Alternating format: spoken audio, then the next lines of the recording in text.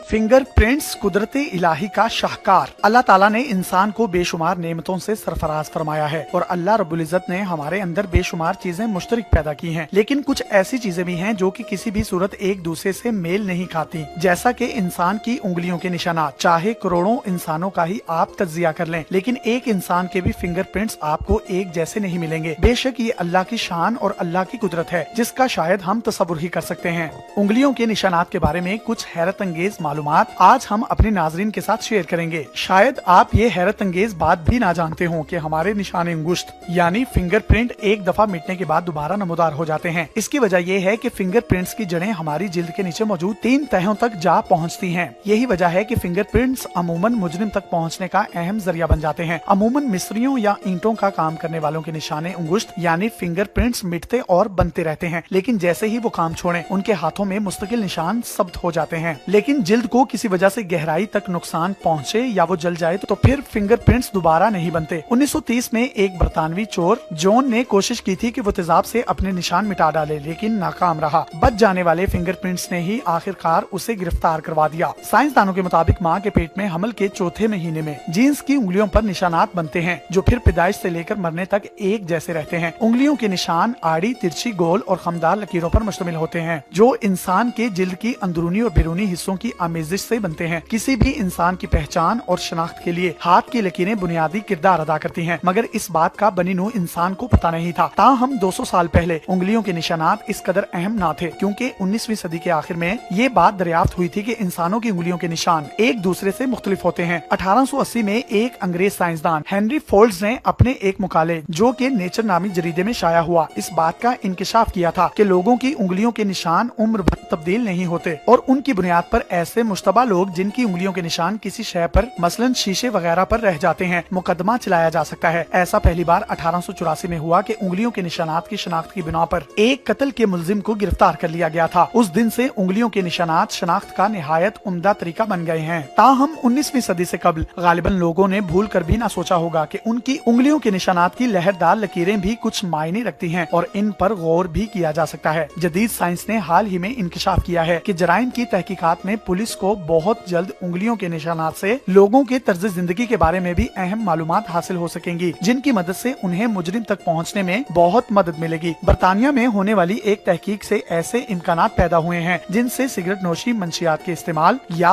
उंगलियों के निशानात में उम्र के साथ रूनुमा होने वाली तब्दीलियों का पता चलाया जा सकता है। अल्लाह ताला ने इंसान की उंगलियों की लकीरों में जो राज पिन्हा रखा है वो उसकी कुदरत की निशानियों में से एक निशानी है और अल्लाह ताला ने जो बेमिसाल इंजीनियरिंग और डिजाइनिंग सिर्फ चंद मुरब्बा सेंटीमीटर के रकबे में की है, किसी इंसान के बस की बात नहीं है, बल्कि इंसान इस बात का तसव्वुर भी नहीं कर सकता कि इतनी छोटी सी जगह के अंदर अरबों खरबों नमूने तैयार किए जा सकें। बेशक अल्लाह हर चीज पर कादिर है और दुनिया में उसकी कुदरत के बेशुमार नमूने हैं, सिर्फ गौर करने की जरूरत है।